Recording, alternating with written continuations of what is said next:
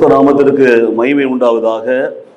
கிறிஸ்துவுக்குள் எனக்கு மிகவும் பிரியமான சகோதர சகோதரிகளை, இன்றைய நாளிலே கொடுக்க போகிற தேவ செய்தியானது உங்கள் வாழ்க்கையிலே ஒரு மாற்றத்தை கொண்டு வர வேண்டும் என்று நான் விசுவாசிக்கிறேன். கர்த்தருடைய வார்த்தைகளை குறித்தான ஒரு தேவ செய்தியை கர்த்தருடைய ஆவியானவர் உணர்த்தினபடினாலே இன்றைக்கு நாம் கொடுக்கிறோம். இந்த நாளிலே நாம் கேட்கிற சத்தியமானது நம்முடைய வாழ்க்கையோடு இணைந்ததாக, நம்முடைய வாழ்க்கையில் நம்மை நடத்துவதாக, ஆசீர்வதிப்பதாக, உயர்த்துவதாக, மேன்மைப்படுத்துவதாக இருக்க வேண்டும். அநேக முறை வேதத்தை வாசிக்கிறோம், ஜெபிக்கிறோம், நிறைய பட்டங்கள்லாம் வாங்கியிருக்கிறோம், நிறைய பேர் படித்திருக்கிறோம், அறிந்திருக்கிறோம், போதிக்கிறோம், பாடுகிறோம், வழி நடத்துகிறோம், எல்லாம் சரிதான். ஆனால் இவைகள் எல்லாவற்றுக்கும் மேலான ஒரு சத்தியம் என்னவென்று சொன்னால், நம்முடைய வாழ்க்கையில கர்த்தருடைய வசனங்கள், கர்த்தருடைய வார்த்தைகள், கர்த்தருடைய கற்பனைகள், கர்த்தருடைய எல்லா காரியங்களும் நம்முடைய உள்ளத்திலும், நம்முடைய ஆத்துமாவிலும், நம்முடைய இருதயத்திலும், நம்முடைய நினைவுகளிலும் அது பதிவாக வேண்டும். அநேகருடைய வாழ்க்கையில் இன்றைக்கு ஒரு மனம் திரும்புதல் இல்லை, பரிசுத்தம் இல்லை, கடவுள் பயமே இல்லை என்பதற்கான காரணம் என்னவென்று சொன்னால், அவருடைய இருதயத்தில் சத்தியம் இல்லை, அவருடைய இருதயத்தில் தேவனுடைய வார்த்தை இல்லை, கடவுள் அருளிய வேதம் இல்லை. அதான் சுருக்கமாக சொன்னான். ஸோ வேதம் இல்லாமல், வேத வார்த்தைகள் உள்ளத்தில் இல்லாமல் நாம் கிறிஸ்தவர்களாய் வாழ்ந்து கொண்டிருக்கிறோம். அதுலேயும் ஆவிக்குரிய சபையில் இருக்கிறோம். அதை விட மிக அதிகமாக நம்மளை ஜெபம் பண்ண சொன்னால் நல்லா அழகாக ஜெபம் பண்ணுவோம். ரொம்ப ஆழமாக உயர்த்தி ஏற்றி எல்லாம் மாற்றிலாம் ஜெபம் பண்ணுவோம். அடுக்கு மொழியில் ஜெபம் பண்ணுவோம். நம்ம என்ன வேணாலும் செய்வோம். ஆனால் சத்தியம் நம்முடைய உள்ளத்தில் இருக்கிறதா, அந்த சத்திய வார்த்தைகள் நம்ம உள்ளத்தில் இருக்கிறதா, அது நம்முடைய வாழ்க்கையை பிரதிபலிக்கிறதா என்று பார்க்க வேண்டும். It is not through our words, spoken words, மாறாக நாம் வாயினால் பேசுகிற, நம்மை குறித்து மேட்டிவே சொல்லுகிற வார்த்தைகளினாலே வெளிப்பட வேண்டியதில்லை. நம்முடைய வாழ்க்கையிலே நாம் நடந்து கொள்கிறது, நம்முடைய பரிசுத்தம், நம்முடைய உத்தமம், நம்முடைய உண்மை, நம்முடைய நேர்மை, இவைகளை அது வெளிப்படுத்த வேண்டும். நல்லா கவனிச்சுக்கோங்க. இந்த சத்தியம் இன்றைக்கு உங்கள் வாழ்க்கையை மாற்ற வேண்டும் என்று தான் சொல்லிக் கொண்டிருக்கிறது. பாருங்கள், மத்தேயு சுவிசேஷம் 4ஆம் அதிகாரம் எடுத்து நாம் வாசிக்கிற பொழுது 1 முதல் 11 வசனங்களிலே ஆண்டவராகிய இயேசு கிறிஸ்துக்கு வந்த அந்த சோதனையை வாசிக்கிறோம். பிசாசு கொண்டு வந்த சோதனை, அதே சோதனையை லூக்கா சுவிசேஷம் 4ஆம் அதிகாரத்தில் 1 முதல் 12 வசனங்களை வாசிக்கிறோம். இந்த 2 பகுதிகளை நாம் மறந்துடக்கூடாது. நல்ல கவனிங்க. மத்தேயுல 4, லூக்காவில் 4. மத்தேயு 4ல் 1 முதல் 11, லூக்கா 4ல் 1 முதல் 12. அங்கே ஆண்டவராகிய இயேசு கிறிஸ்துக்கு வந்த சோதனை பாருங்க. அவர், நல்ல கவனிங்க, 40 நாள் உபவாசம் இருந்து தேவ சமூகத்தில் ஜெபித்து பலனடைந்து ஆவியானவரால் உற்சாகப்படுத்தப்பட்டு வருகிற பொழுதுதான் அந்த சோதனை.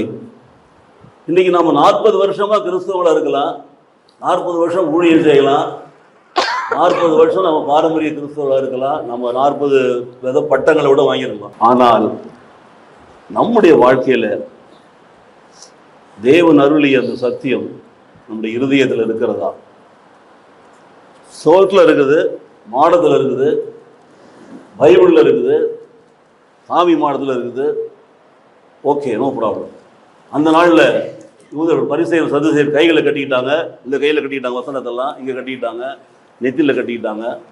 அப்படியே போனாங்கன்னா எல்லாரும் வசனத்தை பார்ப்பாங்க. பாரியா, இவனை மாதிரி ஒரு பரிசுத்தவானை அவனு பார்க்க முடியாதுமாங்க. 4 ரோடு சந்திக்கிற இடத்துல நின்று கையை உயர்த்தி ஜெபம் பண்ணுவாங்க, எல்லாரும் பார்க்குற மாதிரி. இதெல்லாம் நீங்கள் மத்தேயு சுவிசேஷத்தில் வாசிக்கலாம். நீங்கள் 6ஆம் அதிகாரம் வாசித்தாலே நல்லா அழகாக சொல்லப்பட்டிருப்பார். எப்படி உபவாசிக்கக்கூடாது, எப்படி ஜெபிக்கக்கூடாது, எப்படி நடிக்கக்கூடாதுன்னு சொல்லி சொல்லப்பட்டிருக்கு. No man without a knowledge, without wisdom can teach or preach anything to change the people.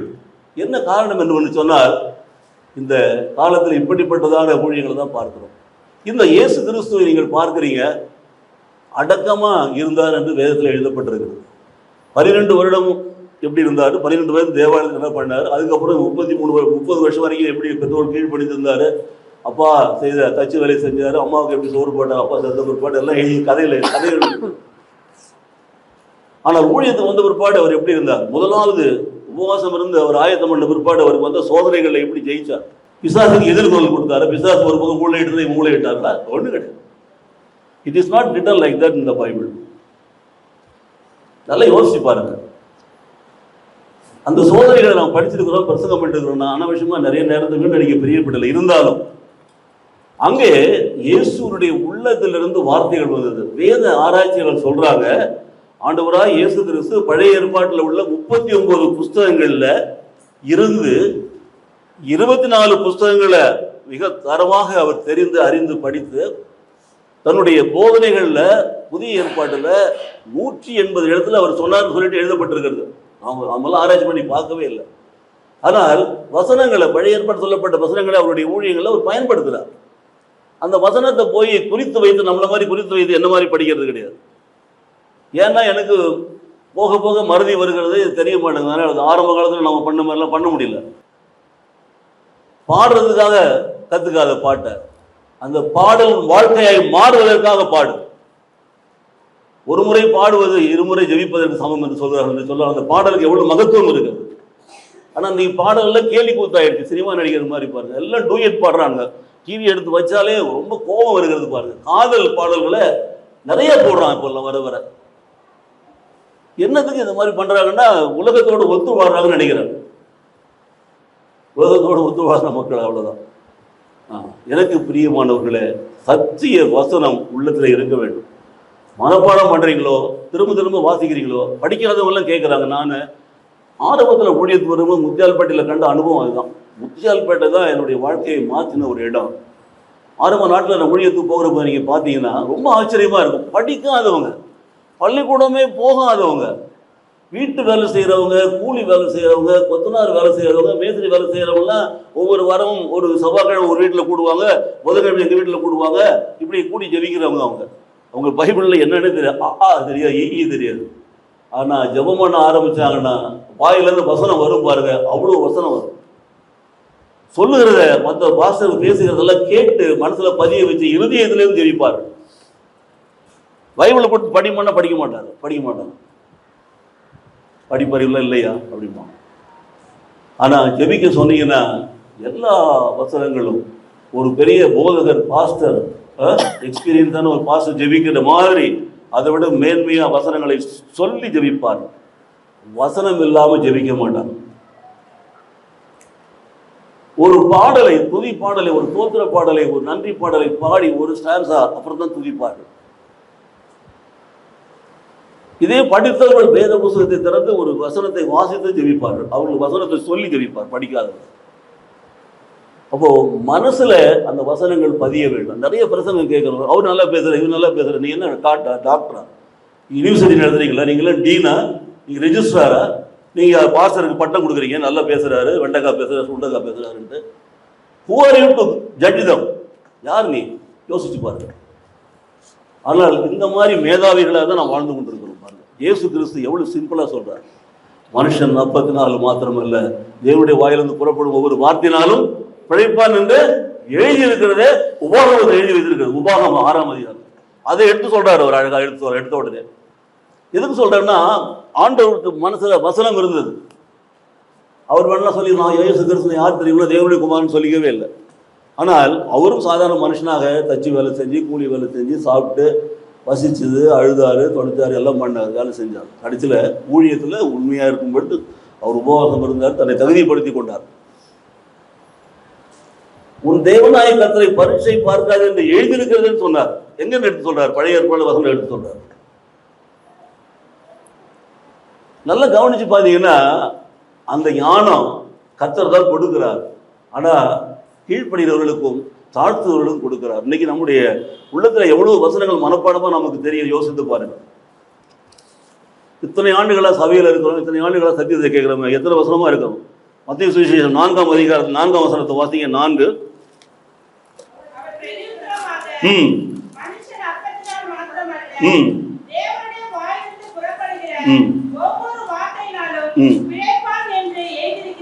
வசனம் எங்கேருந்து வருது? அவருடைய உள்ளத்திலிருந்து வருகிறது. அவர் வாய் வழியாக வருகிறது. பிசாசுக்கு சொல்றார். பிசாசு அவருக்கு வசனம் சொல்லுது, இவர் அவனுக்கு வசனம் சொல்றாரு. 7வது வசனம் வாசிங்க.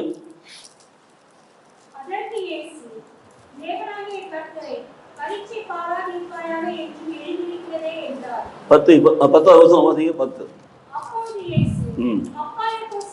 அப்பாலே போ சாத்தானே.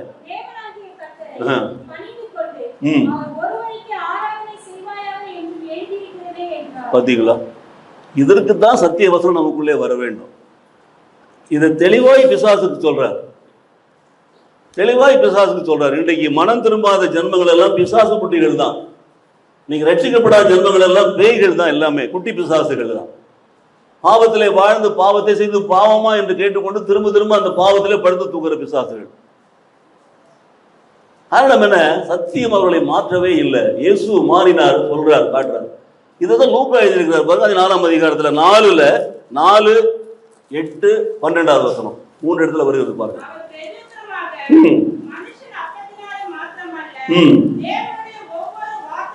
ஒவ்வொரு வார்த்தையினாலும், அந்த வார்த்தை உள்ளத்துல இருந்தா நாமும் பிழைப்போம் அல்லவா?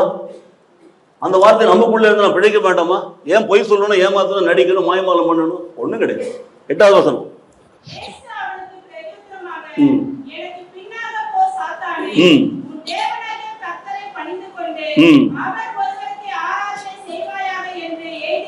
எழுதியிருக்கிறது. மறுபடியும் சொல்லுங்க. 12வது வசனம். அதற்கு இயேசு, உன் தேவனாகிய கர்த்தரை பரீட்சை பாராதிருப்பாயாக என்று சொல்லி இருக்கிறதே என்றார். இந்த வசனங்கள் எல்லாம் இயேசுடைய உள்ளத்திலிருந்து, அவருடைய இருதயத்திலிருந்து, அவருடைய ஆத்மாவிலிருந்து வெளியே வருகிறதை பார்க்கிறோம். அந்த இயேசு தான் பின்னால சொல்றாரு, யோவான் 8ஆம் அதிகாரம் 32ஆம் வசனத்துல, சத்தியத்தையும் அறிவீர்கள், சத்தியம் உங்களை விடுதலையாக்கும். இன்றைக்கு விடுதலை ஆகியிருந்தா சத்தியத்தை அறிந்திருப்போம். விடுதலை ஆகாம இருந்தோம்னா சத்தியத்தை அறியல. இதுதான் ஃபார்முலாவே, வேற ஒண்ணும் கிடையாது. 1+1=2 சொல்ற மாதிரி தான் அது. சத்தியத்தை அறியாம நீங்க இன்றைக்கு ஊழியம் செய்யலாம், பிரசங்கம் பண்ணலாம், நடிக்கலாம், ஆடலாம், ஓடலாம், வரலாம், எல்லாம் பண்ணலாம். சத்தியத்தின்படி நடக்காம வாழாம இஷ்டப்படி வாழ்ந்து கொண்டு எல்லா வேலையும் பண்ணலாம். ஆனால் ஆண்டவர் அதை விரும்புவது கிடையாது. சத்தியம் ஒன்று உள்ளத்துல இருந்துச்சுன்னா சத்தியத்தின்படி நடக்கணும். அதுக்கு தான் நம்ம அறிந்திருக்கிறோம். அதுதான் ஆண்டவர் நம்ம தெரிந்து கொண்டோம். நாய் கக்கணத்தை திரும்ப தின்னுன்னு சொல்லி பைபிள் எழுதி வைக்கப்பட்டிருக்காரு. குளிப்பாட்டின பன்றி மறுபடியும் சேர்ல விழுந்து பிறலும் எழுதி வைக்கப்பட்டிருக்காரு. இதெல்லாம் சத்தியத்துல இருக்குது பாரு. இந்த காரியத்தை பைபிள்ல எழுதி இருக்கிறது வேற ஒருத்தர் செஞ்சா நம்ம சொல்றோம். நாம செய்யும் பொழுது, சத்தியத்தை அறிந்த பின் சாத்தான் பின்னால போகிற பொழுது, பொய் சொல்லுகிற பொழுது, பொய் பொய் பொய் பொய். அழகா இன்னைக்கு சொல்லிட்டு இருந்தார் சங்கீதம் வாசிக்கிற சொன்னார் பாரு. பொய் மட்டும் பேசாம இருந்தாலே சத்தியம் உங்களை மாற்றிருக்குன்னு அர்த்தம். ஆனா வார்த்தைக்கு வார்த்தை பொய், வாழ்க்கை முழுக்க பொய், எல்லாத்துலயும் பொய், எல்லாத்துலயும் மாயமாகணும், எல்லாத்துலயும் டூப்ளிகேட். ஒரிஜினல் டூப்ளிகேட்டா இருந்தோம்னா there is no redemption, salvation, ஒண்ணுமே கிடையாது. அதனால வசனம் நமக்கு உள்ள வரணும். இந்த பிள்ளைங்களுக்கு ஏன் இவ்வளவு பாடுபடுறோம்? ஏன் வசனத்தை மனப்பாடம் பண்ண சொல்றோம்? ஏன் கிறிஸ்துமஸ் அன்னைக்கு வசனத்தை சொல்ல வைக்கிறோம்? எவ்வளவு பிள்ளைங்க எவ்வளவு வசனம் சொல்ல வைக்கிறோம்? ஏன் படிக்க வைக்கிறோம்? எதுக்கு? எங்களுக்கு என்ன வேற குழப்பு கிடையாதா? நாங்க என்ன பைத்தியமா பிடிச்சிட்டு எங்களுக்குலாம்? சொல்லுங்க, யோசனை பண்ணிப்பாரு. அந்த வசனம் உள்ள போய் அந்த வசனம் வாழ்க்கையை மாற்றணும். ஒரு பொய் சொல்லும் பொழுது ஆண்டவர் அதை வெறுக்கிறார் என்பதை அந்த பிள்ளை உணரணும். அந்த வசனம் தான் திரும்ப அவளை நினைப்பூட்டணும் பாரு. அந்த ஆவியானவர் உள்ள இருந்து உணர்த்தணும். அப்பதான் அந்த பிள்ளைகள் வாழ்க்கையில ஐயோ இது பாவம், இது செய்யக்கூடாது அப்படின்னு சொல்லும். அது உணர்வு வரும் பாருங்க. அப்போ சத்தியம் உள்ள இருந்தால் தான் நம்மை பாதுகாக்க முடியும். அதனால நம்முடைய வாழ்க்கையில வசனங்களை நான் மனப்பாடம் பண்ணணும்னு சொல்ல மாட்டேன். கேட்க பதின ஒரு சினிமா பாட்டை கேட்கும்போது திருப்பி அழகா பாடுறீங்களா? நல்லா கவனிங்க. அந்த பாட்டை எவ்வளவு சூப்பரா பாடுறீங்க. எனக்கு கூட இன்னைக்கும் பழைய காலத்துல கேட்ட பாடலாம் நல்ல ஞாபகம் வருது மனசுல. அதுக்கப்புறம் கத்துக்கின ஆவிக்குரிய பாடல்களை விட அதுக்கு முன்னாடி கத்துன பழைய பாடல்லாம் நல்ல ஞாபகம் இருக்கு பாருங்க. எப்படி பதியுது மனசுல? ஏன் சத்தியத்துக்கு சபையில கேட்கிறோம், டிவியில கேட்கிறோம், பிரசங்கம் கேட்கிறோம், சமயத்துல வாசிக்கிறோம், படிக்கிறோம், கண்ணால காதால மூக்கால வாயால வார்த்தை உள்ள போகுது, அது ஏன் பதிய மாட்டேங்குது? But all other bloody things are there. ஒரு குப்பை கூடமா இருக்குது, காயலங்கட மாதிரி இருக்குது இருதயம். பலவிதமான தீய சிந்தனைகள், பழைய காலத்து நினைவுகள், தவறாய் வாழ்ந்த வாழ்க்கையினுடைய இனிப்புகள் அப்பப்போ வெளியே எட்டி பார்க்குது நமக்கு. பார்த்தீங்களா? ஆனால் வசனம் மட்டும் எட்டி பார்க்க மாட்டேங்குதுன்னா என்ன அர்த்தம்? யோசிச்சு பாருங்க. வசனம் இல்லாம குதிக்கிறது, ஆடுறது, பாடுறதெல்லாம் வாழ்க்கையை மாற்றவே மாத்தாது. நீங்கள் சபையில் இருந்தாலும் இல்லாட்டி போனாலும் நான் இதை தான் சொல்லுவேன், எங்கே வேணாலும் சொல்லுவேன்.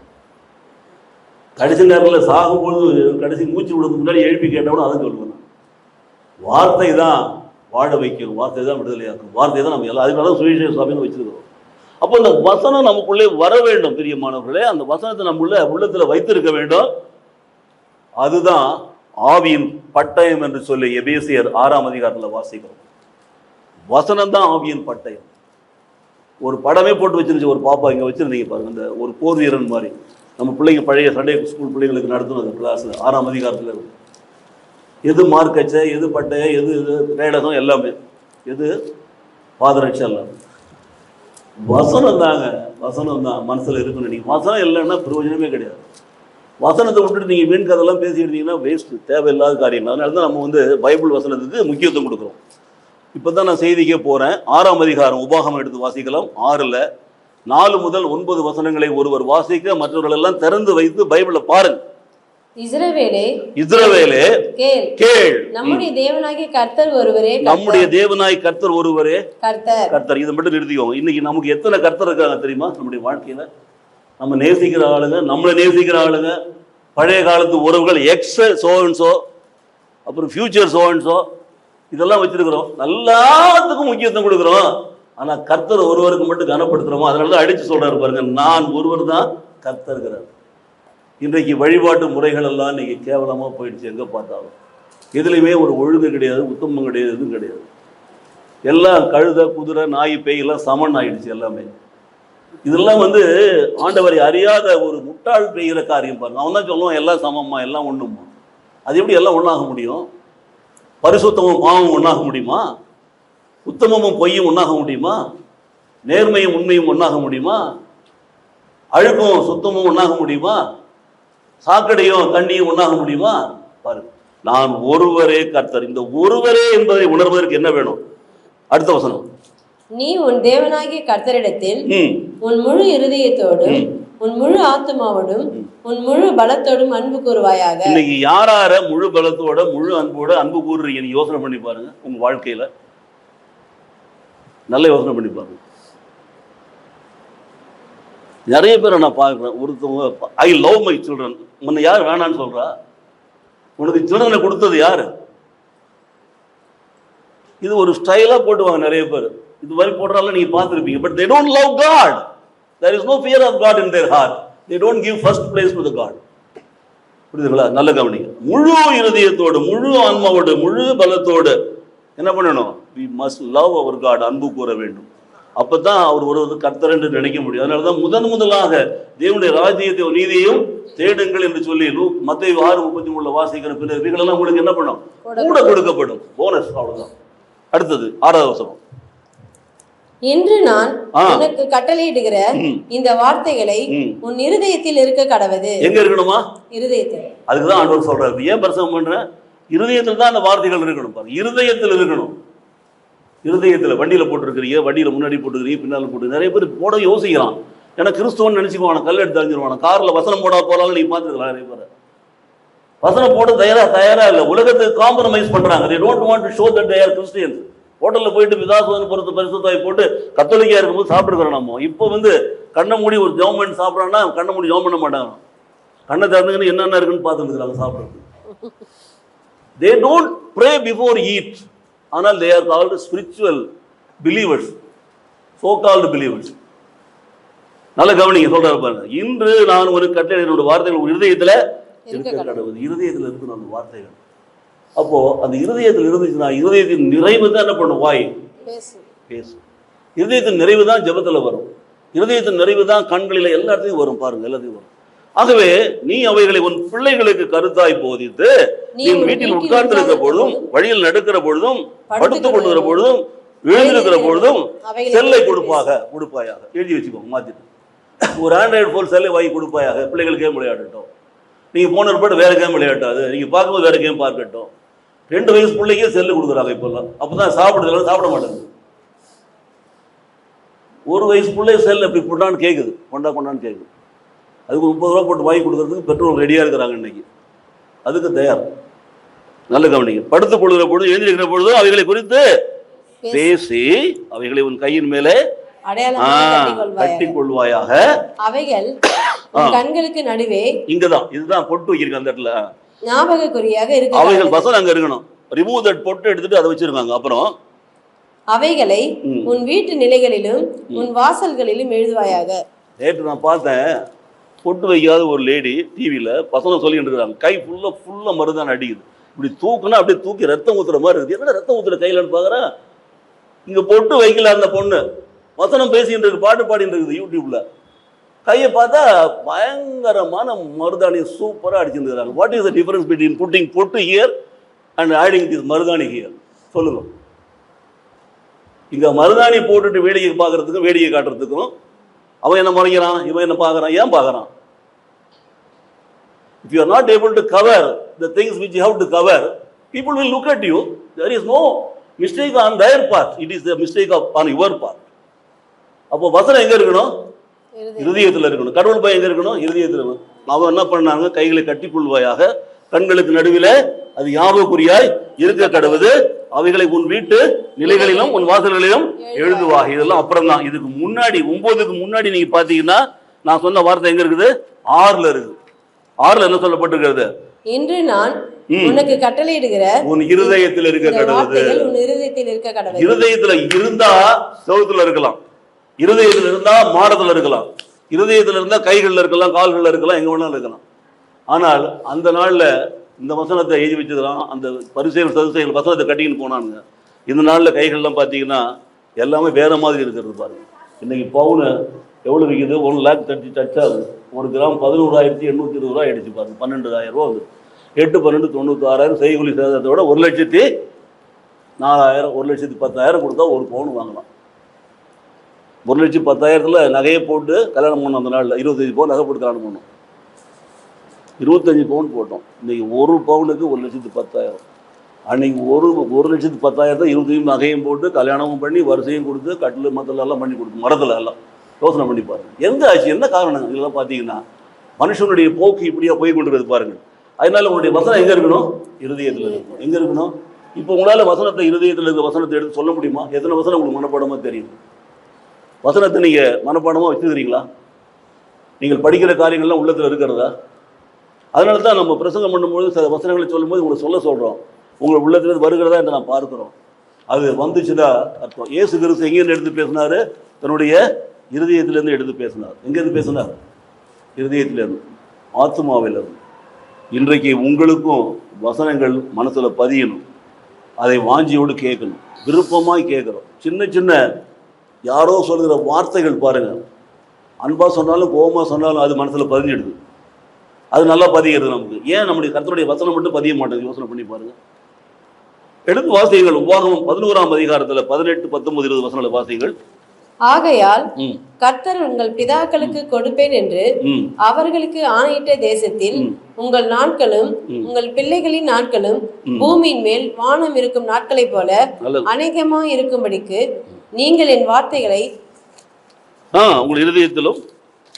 உங்கள் இருதயத்திலும் உங்கள் ஆத்மாவிலும் பதித்து அவைகளை உங்கள் கையின் மேல் அடையாளமாக கட்டி உங்கள் கண்களின் நடுவே ஞாபகக்குறியாக வைத்து அவைகளை உங்கள் பிள்ளைகளுக்கு உபதேசித்து நீங்கள் வீட்டில் உட்கார்ந்திருக்கிற போதும் வழியிலே நடக்கிற போதும் படுத்து கொள்ளுகிற போதும் எழுந்திருக்கிற போதும் அவைகளை குறித்து பேசுவீர்களாக. பாருங்க, 6ஆம் அதிகாரத்துல தான் ஆண்டவர் சொன்னார். இப்போதான் 6 வாசி காமிச்சேன். 4லேருந்து 9 வாசிச்சேன்னா அதுல சொன்னதுக்கும் இதுல சொன்னதுக்கும் வித்தியாசம் இருக்குதா? கொஞ்சோண்டு வித்தியாசம் இருக்குது. அதில் என்ன சொன்னார்? நான் ஒருவரே கர்த்தர்னு சொன்னார். அதுதான் இன்சிஸ்ட் பண்ணார். அப்போ இருதயத்தில் வைங்கன்னார். இப்போ என்ன சொல்கிறாரு? உனக்கு நீடித்த நாட்கள் வேணுமா, ஆயுஷ் நாட்கள் பெருகணுமா, அது வேணுமா, இது வேணுமான்னு சொல்கிறார். ஏன்னு கேட்டிங்கன்னா, உபாகமம் 11 மிக முக்கியமான ஒரு அதிகாரம். அவங்க சுதந்திரிக்க போகிற அந்த கானான் தேசத்தை குறித்தான ஒரு வெளிப்பாடு அதில் வருகிறது. 11:1 வாசிச்சிங்கன்னா 11:1 சொல்லப்பட்டிருக்க அத்தனை வசனங்களும் முக்கியமான வசனங்கள். அந்த தேசத்தில் நீ போன உடனே மறுபடியும் ஒரு தடவை சொல்கிறார் பாரு. இங்கேருந்து போகும்போது முன்னாடி சொல்லிட்டார் 6ஆம் அதிகாரத்தில். தேவன் திரும்ப திரும்ப சொல்கிறாருன்னா யோசிச்சு பார்க்கணும். 6ஆம் அதிகாரம் சொன்ன காரியத்தை 11ஆம் சொல்லுற போது உள்ள தேசத்தில் சுதந்திரிக்க போகிற தேசத்தில் உனக்கு எவ்வளோ இடையூறுகள்லாம் இருக்கும். அங்கே வந்து நீங்கள் என்ன பண்ணணும்? இந்த வார்த்தைகளை எப்படி வச்சிருக்கணும்? உங்கள் நாட்கள் பெருக வேண்டுமா? பிள்ளைகளின் நாட்கள் பெருக வேண்டுமா? பூமியின் மேல் வானம் இருக்கும் நாளெல்லாம் நீங்கள் வாழ வேண்டுமா? என் வார்த்தைகளை உங்கள் இருதயத்தில் உங்கள் ஆத்மாவிலே பதித்து வையுங்கள் என்று சொல்லப்பட்டது. அதே பிள்ளைகளுக்கு போதிங்க. உட்காரும் போது, நிற்கும் போது, நடக்கும்போது, படுக்கும்போது போதுங்க. அப்போ இந்த வசனம் நம்முடைய உள்ளத்தில் இருந்துச்சுன்னா நம்முடைய ஆயுஷ் நாட்கள் பெருகும் பாருங்க. நான் பல பேருக்கு சொல்றது அப்படிதான். நிறைய பேருக்கு சொல்லிடுறேன் பாருங்க. சங்கீதம் 96:16 வாசிக்கிற போது பாருங்க, கடைசி வசனத்தில் வரும் பாருங்க, 12-13 வாசிக்கலாம். அவன் இடத்துல வாஞ்சியா இருக்கிறபடினால அவனை விடுவிப்பேன், நாமத்தை அஞ்சிருக்கிறபடினால உயர்ந்தலைகளை வைப்பேன், அவன் என்னை நோக்கி கூப்பிடுவான் அப்படின்னு சொல்லினே வருவத்தர் கொடுப்பேன் சொல்லினே வருவார் பாருங்க. தப்பி வைத்து கனப்படுத்துவேன், நீடித்த நாட்களால் அவனை திருப்தியாக்கி ரட்சிப்பின் நன்மையை காண்பிப்பேன். அந்த நீடித்த நாட்டில் வர வேண்டும் என்று சொன்னா இயேசுவின் நாமம் உள்ள இருக்கணும், இயேசுவின் வசனம் உள்ள இருக்கணும், இயேசுவின் வார்த்தை உள்ள இருக்கணும். அதுதான் எல்லாத்தையும் நம்ம காப்பாற்றும் நடத்தும் போக்கு வருதுன்னு சொல்லி நல்லா புரிந்து கொள்ள வேண்டும் பாருங்க. உன் ஆயுசு நாட்கள் பெருக வேண்டுமா, என்னாலே உன் நாட்கள் பெருக உன் ஆயுசு வருஷங்கள் விருத்தியாகும். அப்போ நம்முடைய வாழ்க்கையில அந்த வசனம் உள்ள இருந்துச்சுன்னா நடக்கும். நம்ம பிள்ளைகளை கற்றுக் கொடுத்தோம்னா பிள்ளைகளுடைய ஆயுசு பெருக்கும். பிள்ளைகள் எல்லாம் சீக்கிரமா இன்னைக்கு சில பேர் சாகும்போது யோசிக்கிறீங்க யார் செத்துட்டாங்க தெரியும்னு சொல்லிட்டு. அது நம்ம கருத்துல இல்லை, அதெல்லாம் ஆண்டவருடைய திட்டம். ஆனா வசனம் சொல்லுகிறது வாழ்க்கை வாழ்வதும் சாகிறதும் நம்முடைய வாயில இருக்குன்னு சொல்லப்பட்டிருக்கிறது. நம்முடைய வாயில இருக்குன்னு சொல்லப்பட்டிருக்கு. நம்ம சொல்ல முடியும், நம்முடைய தீர்மானம் பண்ண முடியும். ஆண்டவர் நமக்குள்ள இருந்தா, வசனம் நமக்குள்ள இருந்தா நிச்சயமா என்ன பண்ணுவார், கர்த்தர் நம்மை உயர்த்தி ஆசீர்வதிப்பார். ஹல்லேலூயா. மூன்றாவது வசனத்தை வாசிக்கலாம். சங்கீதம் 37-31. அவனுடைய தேவன் அருளிய அவன் இருதயத்தில் இருக்கிறது. அந்த வசனம் எங்க இருக்குதான், இருதயத்தில். நல்ல கவனிங்க, வசனம் இருதயத்துல இருந்தா அவன் நடைகளில் ஒன்றும் பிசகுவதில்லை. எழுதி வச்சுக்கோங்க நல்லா. வசனம் உங்களுடைய இருதயத்தில் இருந்தா நடைகளில் ஒன்றும் பிசகுவதே இல்லை. உன் காலை தள்ளாட விட்டார், உன்னை காக்கிற உறங்கார், இஸ்ரவேலை காக்கிற உறங்குறதில்லை, தூங்குறதில்லை. கர்த்தர் உன்னை காக்கிறவர், கர்த்தர் ஒரு பக்கத்தில் நீளாக இருக்கிற பக்கத்தில் வெயிலாகிலும் எல்லாம் சேதப்படுத்துவதில்லை. ஒன்றும் கிடையாது. இப்போ வசனம் உங்களுடைய இருதயத்தில் இருந்தா. அடுத்த ஒரு வசனம் வாசிக்கலாம். சங்கீதம் 40:8 வாசிக்கலாம். என் தேவனே, உமக்கு பிரியமானதை செய்ய விரும்புகிறேன், உமது நியாய பிரமாணம் என் உள்ளத்திற்குள் இருக்கிறது என்று சொன்னேன். எங்கள் உள்ளத்திற்குள் இருக்கிறது, இருதயத்திற்குள் இருக்கிறது, எங்கள் ஆத்மாவில் இருக்கிறது. பாத்தீங்களா, உங்களுடைய இருதயத்துல இப்போ உள்ளத்திற்குள் இருக்கிறது சொல்லப்பட்டிருக்கிறது. நம்முடைய வாழ்க்கையில வசனம் இருதயத்துல, ஆத்மாவுல, உள்ளத்துல, நினைவுகள்ல, நம்முடைய சுவாசத்துல, மேலது கீழே போற சுவாசத்துல எல்லாம் இருக்கணும். நாம் கேட்கிற அந்த வசனம் நம்முடைய கண் வழியா, காது வழியா, மூக்கு வழியா உள்ள போகிற பொழுது அந்த வசனத்தை உள்ள அசை போடுகிற மாடு மாதிரி வைக்கல எடுத்து சாப்பிட்டு உட்காந்து அசை போடுது. அப்போ ஜீரணிக்கிறது பாருங்க. இந்த வசனம் ஜீரணிக்கணும் நம்முடைய உள்ளத்துல, வயிற்றுக்குள்ள இருக்க ஜீரணிக்கணும். ஜீரணித்து அது நம்முடைய ரத்தத்துல கலந்து போகணும், ஆக்சிஜனா போகணும். அந்த வசனம் கூட இருக்கிறதுனால பலன் பட்டு நம்ம வேலை செய்யணும், நடக்கணும், ஓடணும், ஓடியாடணும். அது நம்முடைய சுவாசமாக மாற வேண்டும். அந்த சுவாசத்தை நம்ம இருந்தால் தான் உயிர் பிழைத்திருக்கிறோம், இழுத்து இழுத்து விடுறோம். அது விசுவாசமாய் மாற வேண்டும். வசனம் உள்ளத்துல இருந்தா உங்கள் ஆயுஷ் நாட்களை பெருக பண்ணுவார், உங்கள் பிள்ளைகளுடைய ஆயுஷ் நாட்களை பெருக பண்ணுவார். வசனம் உள்ளத்துல இருந்தா நடைகள் பிசகுவது கிடையாது. வசனம் உள்ளத்துல இருந்தா நீங்கள் கையெடு தேர்தலையெல்லாம் கர்த்தர் ஆசீர்வதிப்பார். சங்கீதம் 1 வாசிக்கலாம். நான் முதல் வசனத்துல துன்மார்க்கர் அதெல்லாம் சொல்லிட்டு கிடைச்சு சொல்லுவாரு, இரவும் பகலும் தயாரிக்கிற மனுஷன் பாக்கியவான், அவன் நீர்க்கால ஓரத்தில் நடப்பட்டு தன் காலத்திலே தண்ணி கொடுங்க ஒப்பா இருப்பான், எல்லாம் சொல்லப்பட்டிருக்கும். அவன் செய்வதெல்லாம் வசனம் இருதயத்தில் இருந்தா செய்வதெல்லாம் வாய்க்கும். வசனம் இருதயத்தில் இருந்தா விசுவாசம் உள்ளவர்களா இருக்கும். வசனம் இருதயத்தில் இருந்தா பரிசுத்தமாய் வாழும். வசனம் இருதயத்தில் இருந்தா இது தவறு என்று அந்த வசனம் சொல்லும், மனம் திரும்புவீர்கள். திரும்ப திரும்ப அந்த பாவத்தை செய்ய மாட்டீங்க, பாவத்திலே வாழ மாட்டீங்க. யோசித்து பாருங்க. வசனம் உள்ளத்துல இருந்தா திரும்பவும் நீங்க கீழே விழ மாட்டீங்க. அதனால்தான் ஆண்டவர் பலனடைந்து வந்தவரை போய் பிசாசு சோத்தையும் தண்ணியும் ஊரையும் உலகத்தையும் காட்டி ஏமாத்தலாம். இன்றைக்கு நிறைய பேருக்கு அதுதான். இவ்வளவு சொத்து சேர்ந்தாலும் திருப்தி இல்லை. இன்னும் அங்கே ஒரு மண்ணு வாங்கி போடலாமா, இங்கே ஒரு மண்ணு வாங்கி போடலாமா, அங்கே ஒரு வீடு கட்டலாமா, இங்கே ஒரு பெங்களூர் ஒரு அப்பார்ட்மெண்ட் வாங்கலாமா, பிரான்ஸில் ஒரு அப்பார்ட்மெண்ட் வாங்கலாம், அமெரிக்காவில் ஒரு அப்பார்ட்மெண்ட், இப்படி தான் அலைகிறாங்க ஒழிஞ்சு. அதுதான் பிசாசு ஈஸியாக கையில் வச்சுக்கிறான் பாரு. வசனம் உள்ளத்தில் இருந்தால் அது நம்ம எப்படிலாம் செய்கிறது பார்த்தீங்களா? அதனால தான் நம்ம வசனத்தை கேட்கறதோட மாற்றம் இருக்கக்கூடாது, மனசில் பதிய வைக்கணுங்க. அது வசனத்தை சும்மா பிரசங்கம் பண்ணுறது மட்டும் படிக்கிறது சொல்கிறது அதெல்லாம் தேவையில்லைங்க. என்னை பொறுத்த வரையில் ஒரு நாளைக்கு ஒரு வசனத்தையாக நீங்கள் மனப்பாடம் பண்ணினீங்கன்னா உங்கள் வாழ்க்கையில் எல்லாம் உங்களை மேலே கொண்டு வரும். நீதிமொழிகள்லாம் படித்தா நல்லா சொல்கிறேன், மத்திய 5, 6, 7 படித்தா எவ்வளோ ஒழுக்கமாக, உத்தமமாக, நேர்மையாக, பரிசுத்தமாக, மேன்மையாக வாழலாம். தரித்திரமே இருக்காது. உன் கைகளின் பிரயாசத்தை நீ சாப்பிடுவாய், உனக்கு பாக்கியம் நன்மையும் உண்டாயிருக்கும். நீ பிச்சை எடுப்பன்னு சொல்லல, இதோ கர்த்தருக்கு பயந்து நடக்கிற மனுஷன் விதமாய் பிச்சை எடுப்பான், கர்த்தருக்கு பயந்து நடக்கிற மனுஷன் விதமா வேஷத்தனம் பண்ணுவான். கர்த்தருக்கு பயந்து நடக்கிற மனுஷன் விதமாய் மோசம் போவான், கர்த்தருக்கு பயந்து நடக்கிற மனுஷன் விதமாய் நடிப்பான். அப்படியே இருக்கு பைபிள்ல இல்லையே. உனக்கு பயம் இருந்தா இவைகள்லாம் இருக்காது. இதெல்லாம் உங்ககிட்ட இருக்குதுன்னா உனக்கு பயம் இல்லை, அவ்வளவுதான். There is no fear of God in you. When there is no fear of God, there is no wisdom. When there is no wisdom, there is no knowledge.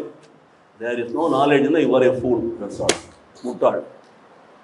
சத்தியத்தை அறிந்திருந்து முட்டாளாக தான் வாழ்ந்து கொண்டிருக்கிறோம். பாருங்க வசனத்தை நல்ல கவனிங்க. 119 சங்கீதம் எடுங்கள்.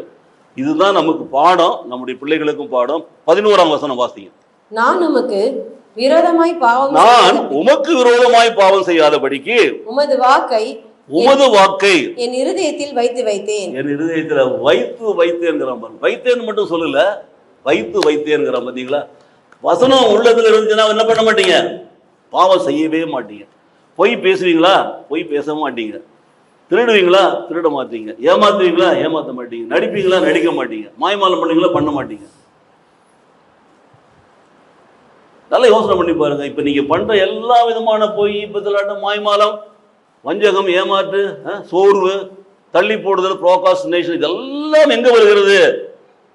தேவனுடைய வசனம் உங்க இருதயத்துல இல்லை. அவன் சொல்றான், உமக்கு விரோதமாய் நான் பாவம் செய்யாதபடிக்கு உமது வார்த்தையின் இருதயத்துல வைத்து இருதயத்துல போயிட போகுது, கீழே விழுந்துட போகுது. வைத்துல ஸ்ட்ராங்கா வச்சிருக்க, கீழே விழல. அது ஒட்டிக்கிச்சு நல்லா. அது என் ஜீரணம் ஆயிடுச்சு, ரத்தத்துல கலந்துருச்சு, ரத்தமா மாறிடுச்சு வசனம், என் சுவாசமா மாறிடுச்சு வசனம். பாத்தீங்களா? அதுதான் வசனத்தை நாம உள்ள வச்சிருந்தோம்னா பொய் பேச மாட்டோம். நிறைய பேர் பொய் பேச மாட்டோம். நீங்க கண்டுபிடிக்கணும். வசனத்துக்கும் வாழ்க்கைக்கும் சம்மந்தமே கிடையாது. வசனம் உள்ள இருந்துச்சுன்னா பாவம் செய்ய மாட்டோம். வசனம் உள்ள இருந்துச்சுன்னா மாய்மானம் பண்ண மாட்டான். வசனம் உள்ள இருந்துச்சுன்னா காலதாமதம் பண்ண மாட்டான். வசனம் உள்ள இருந்துச்சுன்னா அதுல இதில் சொல்லினே போகலாம் நிறைய காரியங்கள். பார்த்தீங்கன்னா வைத்தேன்னு சொல்றான் சங்கீதக்காரன். 18 பார்த்தீங்கன்னா, உமது வேதத்தில் உள்ள அதிசயங்களை நான் பார்க்கும்படிக்கு என் கண்களை. எத்தனையோ வருஷத்துக்கு முன்னாடி நம்ம கம்மன் கலையரங்கத்தில் கூட்டம் நடத்தும் பொழுது பெரிய துணியில எம்ப்ராய்ட் பண்ணுவாங்க. அப்பெல்லாம் வசனத்தை எம்ப்ராய்ட் பண்ணணும். பசார் சைன் லொரேன் ஸ்ட்ரீட்ல நம்ம பழைய கத்தோலிக் நடக்கும்போது உபவாச ஜெபம் நடத்தணும். நேராக போனீங்கன்னா புசி ஸ்ட்ரீட்ல போயிட்டு பிடபிள்யூ ஆஃபீஸ் ஏத்தாவில் போனீங்கன்னா 2வது சந்தில் இன்னைக்கு அந்த பசார் சைன் லொரேன் அங்கே இருக்கிறது, அந்த ஸ்ட்ரீட் இருக்கிறது. அங்கே தான் அந்த ஜாப் குடும்பம்லாம் இருக்கிறாங்க. அந்த இடத்துல போனீங்கன்னா ஒரு ஹால் இருக்கிறது. நேற்றுலேருந்து அங்கே பைபிள் எக்ஸிபிஷன் நடக்கிறது. நேற்றுலேருந்து நடக்குது. நேற்று இன்றைக்கு நடக்குது. 14ஆம் தேதி வரைக்கும் நடக்குது. நீங்கள் போனீங்கன்னா பைபிள் புக்கெல்லாம் வாங்கலாம், பழைய பைபிள்லாம் வாங்கலாம், புது பைபிள் வாங்கலாம், ஸ்டடி பைபிள் வாங்கலாம், ஏதோ மூளையை அறிவை வளர்த்துக்கலாம், எதை வேணாலும் பண்ணிக்கலாம். அங்கே போங்க, புசியிலே போயிட்டு லா காலேஜுக்கு தாண்டின உடனே ரைட் சைடில் கட் பண்ணி 2வது தெருவில் போகிற பொழுது அந்த கிரையோல் மியூச்சுவல் சொசைட்டி சொல்லக்கூடிய இடத்துல தான் நம்ம அநேக வருடங்கள் ஜெபம் நடத்திட்டு இருந்தோம். அங்கே தான் அந்த பைபிள். அங்கே நீங்கள் போனீங்கன்னா அதை நீங்கள் பார்க்கலாம். ஏன் சொல்கிறேன்னா, அப்போது அந்த எதிர்த்தாவில் இருந்தவங்க ஒரு எம்ப்ராய்டரி செக்ஷன் லேடிஸ் நிறைய பேர் இருந்தாங்க. அவங்ககிட்ட அந்த துணியெல்லாம் வாங்கி கொடுத்து நாம் வசனத்தை அது மேலே என்கிரேவ் பண்ணணும். ஒரு துணி மேலே என்கிரேவ் பண்ணணும், தைப்போம். இந்த வசனத்தை தான் தைச்சோம். எந்த வசனத்தை? உமது வேதத்தில் அதிசயங்களை காணும்படி என் கண்களை. எத்தனையோ வருஷமா அந்த கம்மன் கலையரங்கத்தில் அண்ணாதிரிலாம் கட்டணும் அந்த வசனத்தை. பலவிதமான கலரில் ப்ளூ, எல்லோ, ரெட்லாம் பண்ணணும் அழகா. அது என்ன அர்த்தம் பாருங்க? உமது வேதத்தில் உள்ள அதிசயங்களை நான் காணும்படி என் கண்களை. எல்லா நற்செய்தி கூட்டங்களையும் கடத்துவோம். ஏன்? அங்கே வரவன் கண்ணை திறங்கணுங்கிறதுக்காக அதை போட்டு வச்சிருக்கோம். அந்த வசனம் கேட்குற வசனம் அவங்களுடைய கண்களை திறக்கட்டும், வாழ்க்கையில் அவர் பார்க்கட்டும், இதயத்துக்குள்ள வசனம் போகட்டும் என்று சொல்லிதான். அப்போ கண்கள் வழியா இருதயத்துக்குள்ள வசனம் போகும். பிரசங்கம் பண்ற அந்த வார்த்தை காது வழியா உள்ள போகணும், மனசுல பதியணும். வைத்தேன் பாவம் செய்ய மாட்டேன், பொய் சொல்ல மாட்டேன், திருட மாட்டேன், ஏமாற்ற மாட்டேன், உண்மையா இருப்பேன், உத்தமமா இருப்பேன், நேர்மையா இருப்பேன், கற்புள்ளவளாய் வாழ்வேன், கர்த்தருடைய காரியத்தை முதலிடம் கொடுப்பேன், ஆலயத்து நேரத்துக்கு போவேன், எல்லாம் பண்ணுவேன். Because word is in my heart, the word of God. அந்த வேர்டு இல்லைன்னா என்ன வேணாலும் நீ கதை சொல்லுவீங்க, பாட்டி கதைலாம் சொல்லுவீங்க. அது பாருங்க, அது கீழே விழுந்துச்சு, இது மேலே போய் கீழே விழுந்துச்சு, உடஞ்சி போச்சு, ஏதாவது சொல்லிடுங்க. ஏன் வரல கோயிலுக்குன்னா பல ஸ்டூபிட் ரீசன்ஸ் சொல்லுவீங்க. Filthy reasons they call. In English, filthy reason. You can say so many reasons for not coming to the church. But God knows your heart. நல்ல கவனிங்க. அதிசயங்களை நான் பார்க்க முடியும் கண்களை திறந்தரன்னு சொல்றோம். அடுத்தது பாருங்க, கண்ணை பத்தி பேசுறோம். மறுபடியும் நீதிமொழிகள் 4ஆம் அதிகாரம் 21ஆம் வசனம். அவைகள் உன் கண்களை விட்டு, அந்த வார்த்தைகள் உன் கண்களை விட்டு பிரியாதிருப்பதாக அவைகளை உன் இதயத்துக்குள்ளே காத்துக்கொள். வாய் பாத்தீங்களா? கண்களை விட்டு பிரியக்கூடாது. வசனம் பார்த்துட்டேன், நான் பார்த்துட்டேன் வசனத்தை, அது கண்ணிலே இருக்கணும். உமது வேதத்தோட அதிசயங்களை காணும் கண்களை திறந்துடணும். பார்த்துட்டேன், பதிஞ்சிட்டு வரிசையா. எத்தனை வருஷம் வரணும்னு எனக்கு தெரியுது. இப்போ அந்த கண்களை விட்டு அது பிரியாத இருப்பார். இப்படி பார்த்தாலே அந்த வசனம் வரும். அதுதான் நான் ஆரம்ப காலத்தில் நான் கற்றுக்கிட்டது. என்னை முதல்ல எனக்கு ஒருத்தர் வாங்கி கொடுத்த அருமையான ஒரு சகோதரர். நான் இப்போ இந்த யூடியூப்ல போகிறதுனால பேர் சொல்ல பெரிய பிள்ளை எனக்கு வாங்கி கொடுத்தது அதுதான். கண்மணியை போல என்னை காத்தல் வாங்கி கொடுத்தார். கண்ணில் பிரச்சனைக்காக போகும்போது உன்னை தொடுவன் கண்மணியை தொடுதான் வசனத்தை வாங்கி கொடுத்தார். அடுத்தது இந்த வசனங்கள்லாம் கண்மணியை போல நம்ம பாதுகாக்கிற தேவன். பார்த்தீங்களா? கண்களை விட்டு பிரியாத இருப்பாக என்ன பண்ணணும்? அவைகளை உன் இருதயத்துக்குள்ள காத்துக்கொள். மறுபடியும் கண் வழி எங்க போகணும்? அந்த வசனம் இருதயத்துக்குள்ளதான் போகணும். வசனத்தை இருதயத்தில் வச்சிருந்தீங்கன்னா உங்களுக்கு அப்பப்ப ஆண்டவர் உங்களோட கூட பேசுவார். ஒரு இடத்துல போறீங்க, ஒரு ஜெபம் பண்றீங்க, ஒரு மேட்டர் சொல்றாங்க, உடனே கண்ணை மூடினீங்கன்னா ஆண்டவர் வசனத்தை கொடுப்பார். இருங்க, பைபிள் எடுத்து பார்த்து தேடி பிடிச்சி 119 சங்கீதம் எங்க இருக்குது, 11 சங்கீதம் வசனம் எங்க இருக்குது தேட வேண்டியதில்லை. You can say immediately, open ஒரு mouth and speak out. Pray பண்ணலாம் இம்மீடியட்டாக. எந்த காரியத்துக்கும் நல்ல ஆலோசனை சொல்லலாம். வசனம் உள்ளே இருந்துச்சுன்னா டப்பாவில் இருந்தால் வர வழியில், அங்கே இல்லைன்னா வராது. யோவான் 15ஆம் அதிகாரத்தில் 7ஆம் வசனத்தை வாசிக்கிற பொழுது, நீங்கள் என்னிலும் என் வார்த்தைகள் உங்களிலும் நிலைத்திருந்தால் நீங்கள் கேட்டுக்கொள்வதோ அது உங்களுக்கு பார்த்தீங்களா? மறுபடியும் வசனத்தை குறித்த வார்த்தைகள். வார்த்தை உள்ள இருந்துச்சுன்னா நீங்க என்ன கேட்டாலும் ஆண்டவர் கொடுப்பார். ஏன்னா வார்த்தையாளர் இங்க இருக்கிறார். எங்க இருக்கிறார்? இங்க இருக்கிறார். நீங்கள் என்னிலும் என் வார்த்தைகள் உங்களில் நிலைத்திருந்தால் நீங்கள் கேட்டுக்கொள்வது அது உங்களுக்கு செய்யப்படும். அப்போ வசனத்தை இருதயத்தில் வைத்து பாதுகாத்தால் தேவன் நம் ஜெபங்களுக்கு பதில் கொடுப்பார். கேட்கிறத கொடுப்பார். கேட்டது கிடைக்கும். கேட்பதற்கு முன்பாகவே அவருக்கு தெரியும். கொலோசியர் 3ஆம் அதிகாரம் 16ஆம் வசனம் தான் நிறைய வேர்ட் ஆஃப் கிரைஸ்ட் எல்லாம் போட்டிருப்பாங்க. கிறிஸ்துவின் வசனம் உங்களுக்குள்ளே சகல ஞானத்தோடும் பரிபூரணமாக வாசமாய் இருப்பதாக.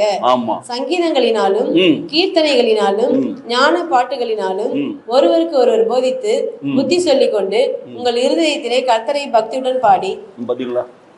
ஒருவருக்கு ஒருவர் என்ன செய்யணுமா? புத்தி சொல்லணும். அதற்கு சங்கீதங்கள் கீர்த்தனைகள் ஞானப்பாடல் எழுதப்பட்டிருக்கிற தேவனுடைய வார்த்தை. ஆகவே அது முழு ஞானத்தோடு நம்ம உள்ளத்தில் இருக்கணும். Word of Christ that should dwell in your heart. எப்படி இருக்கணும்? முழுசா இருக்கணும், முழுமையாக இருக்கணும், முழு ஞானம், முழு பரிபூரணம், முழு அன்போடு, முழு ஆசீர்வாதத்தோடு இருக்கணும். அப்போ கர்த்தருடைய வார்த்தை நமக்குள்ளே இருந்துச்சுன்னா அப்படிப்பட்ட ஆசீர்வாதம் நமக்கு வரும். ஏன் அந்த வசனம் நமக்குள்ளே இருக்கணும்? கவனிங்க, 2 தீமோத்தேயு 3ஆம் அதிகாரம் 16ஆம் வசனத்தை வாசிங்க. அவைகள் உபதேசத்துக்கும் கடிந்து கொள்ளுதலுக்கும் சீர்திருத்தலுக்கும் நீதியை படிப்பிக்குதலுக்கும் பிரயோஜனம் உள்ளவைகளாய் இருக்கிறது. அவைகள், அந்த வார்த்தைகள், அந்த வசனங்கள், அந்த வேதம் உபதேசத்துக்கு, கடிந்து கொள்ளுதலுக்கு, சீர்திருத்தலுக்கு, நீதியை படிப்புதலுக்கு, எல்லாத்துக்கும் என்னவா இருக்கும்? பிரயோஜனமா இருக்கும். வசனம் இருந்தா you can teach, you can preach. சரிதானா? You can teach, you can preach. வசனம் உள்ளதுல இருந்தா யூ கேன் ஹீல். வசனம் உள்ளதுல இருந்தா you can drive out demon, பிசாசை ஓடலாம். வசனம் உள்ளதுல இருந்தா பிசாசு கிட்டே வர மாட்டான், அங்கே நின்று பார்த்துட்டு இருப்பான். ஆனால் இன்றைக்கி பிசாசு நம்ம கூட விளையாடுறான், நம்ம கூட இருக்கிறான், சாப்பிட்றோம், தூங்குறான், படுத்துருக்கிறான். என்ன காரணம்? ரொம்ப ஃப்ரீ ஆகிட்டான் அவன். அவன் சொல்றான் உனக்கு எனக்கு வித்தியாசம் கிடையாதுங்கிறான், என்ன மாதிரி தான் நீ இருக்கிறான். அதனால அவன் கூட இருக்கிறேன். யுவர் மை ஃப்ரெண்டுங்கிறான் சேட்டன். உன் நண்பர் யாருன்னு சொல்லு, நான் உன்னை பற்றி சொல்கிறேன். என் நண்பர் பிசாசு தாங்கன்னா சொல்லிவிடுவோம், உடனே சொல்லிட்டோம். போய் பித்தலாட்டம், ஏமாட்டு, மஞ்சள். எனக்கு பிரியமான சகோதர சகோதரிகளே, சத்தியத்தையும் அறிவுகள் சத்தியம் உங்களை என்னுடைய டைம் கீப் அப் பண்ணுவேன். எனக்கு நிறைய பேசுறது விஷயம் இருக்குது. ஆனால் 11:15 பாருங்க, நான் முடிச்சிடுவேன். ஏன்னா என்னை பொறுத்த வரையில் I want to keep punctuality. ஏனென்றால் நான் படித்த ஒரு பாடம், if you are punctual you will be all right. எல்லாத்துலேயும் ஒழுங்காக இருப்பீங்க. If you are not punctual, நீங்கள் எதுலேயும் ஒழுங்காக இருக்க மாட்டீங்க. அதுதான் மிக முக்கியம். பேசுறது எப்போ வேணாலும் பேசலாம். சபை எங்கேயும் ஓட போகிறது இல்லை, எங்கேயும் போட போகிறது இல்லை. உங்களை உட்கார வச்சு நான் ஹார்ட் பண்ண மாட்டேன். ஏன்னா நிறைய பேருக்கு அப்படியே கண்ணு இழுக்குது, உள்ளே போகுது. ஏன்னா வசனம் உள்ள இல்லை. வசனம் இருந்தால் என்ன பண்ணுவீங்க? உற்சாகமா என்ன பண்ணுவீங்க? கேட்பீங்க. எழுந்து நில்லுங்க, முடிக்கிற மீதி பாடம் அப்புறம் அடுத்த வாரம் பார்க்கலாம். யாருக்கு தெரியுமோ எல்லாரும் பாடலாம், மைக் வச்சிருக்கவங்களாம் பாடலாம். என்ன பாட்டு பாட போறோம்? அருமையான ஒரு பாட்டு பாட போறோம். சத்திய வேதம் பக்தரின் கீதம். எடுத்துக்கோங்க.